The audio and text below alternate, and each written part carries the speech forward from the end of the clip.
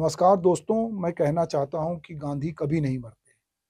सुभाष की बात में आज मैं गांधी जी की पुण्यतिथि पर गांधी को लेकर कुछ बात कहना चाहता हूं। आज की जनधारा जो दैनिक समाचार पत्र है 34 साल पुराना, उसका ये डिजिटल प्लेटफॉर्म है जनधारा 24/7, जिसके माध्यम से मैं इधर के दिनों में सुभाष की बात करता हूं और यही मैं अपने संपादकीय में भी लिखता हूं। अमूमन जो बोलता हूं उसके आसपास की चीजें ही मैं लिखता हूं। तो आज के ही दिन यानी कि 30 जनवरी 1948 को भले ही दिल्ली के बिड़ला भवन में नाथूराम गोडसे की गोली से महात्मा गांधी की हत्या कर दी गई हो, लेकिन गांधी जैसे लोग कभी नहीं मरते। वे अपने सत्य, अहिंसा और नैतिक आचरण और विचारधारा की वजह से हमेशा जीवित रहते हैं।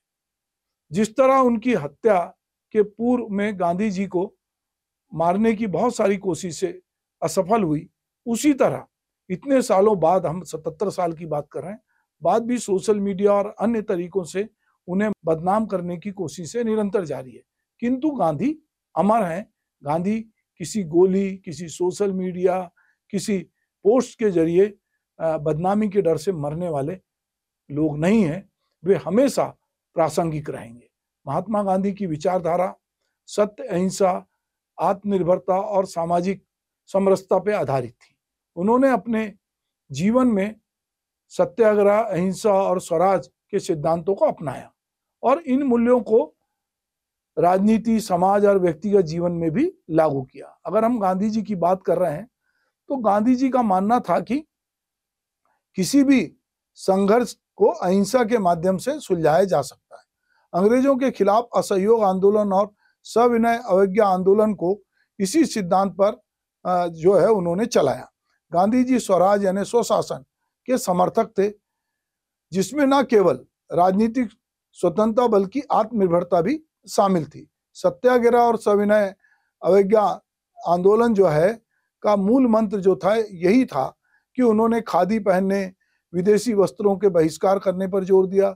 गांधी जी सभी धर्मों को समान मानते थे। हिंदू मुस्लिम एकता के वे पक्षधर थे। वे छुआछूत और जातिवाद के कट्टर विरोधी थे। उन्होंने दलितों के लिए हरिजन शब्द का प्रयोग किया और उनके अधिकारों की रक्षा के लिए काम किया। अन्याय और दमन के खिलाफ शांतिपूर्ण विरोध करना गांधी जी की रणनीति का हिस्सा था। उनका मानना था कि अहिंसक सत्याग्रह से ही अन्यायपूर्ण कानूनों को बदला जा सकता है। उनकी हत्या धार्मिक और राजनीतिक असहिष्णुता का ही परिणाम थी। बावजूद इसके गांधी का योगदान और उनकी विचारधारा आज भी पूरी तरह दुनिया में प्रेरणा का स्रोत बनी हुई है। गांधी कभी नहीं मरते। वे अपने विचारों, आचरण और सत्य के आग्रह के साथ हमेशा जीवित रहते हैं।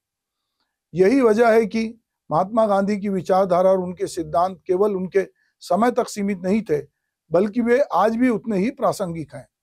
वर्तमान में जो वैश्विक पूरा ग्लोबल सीन है और भारतीय परिस्थितियां, उसको देखते हुए गांधी के विचार जो है वो पहले से अधिक जरूरी हो गए हैं।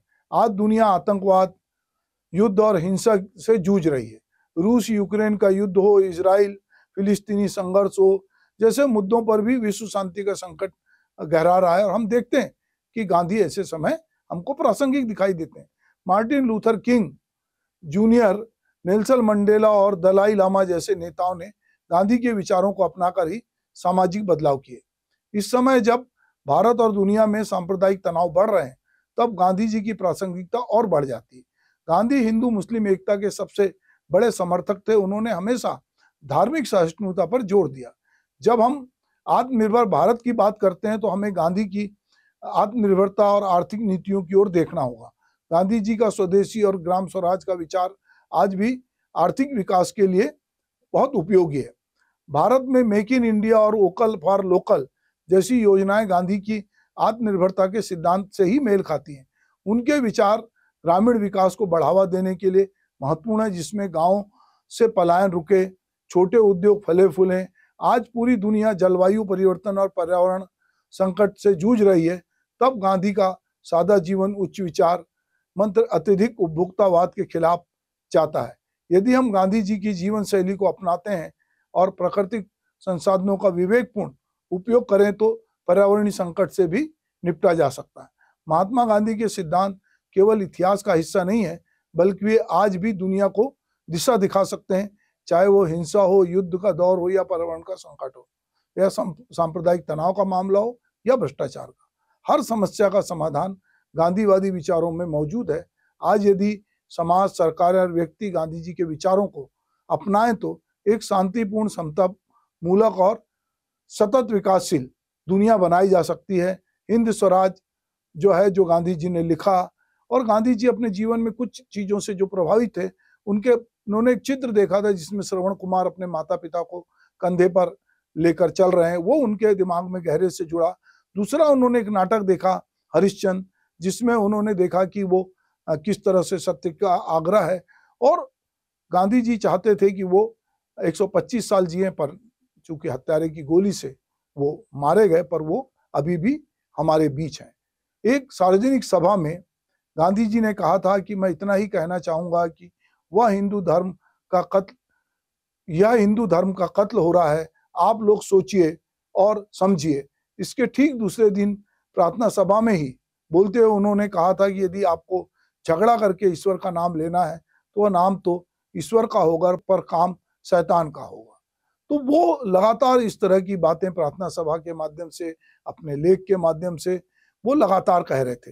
वो कह रहे थे कि अगर हम दूसरे धर्मों की बात करते हैं तो हमको ये भी देखना पड़ेगा कि हम वैसा तो नहीं कर रहे हैं जैसे दूसरे धर्म के लोग कर रहे हैं।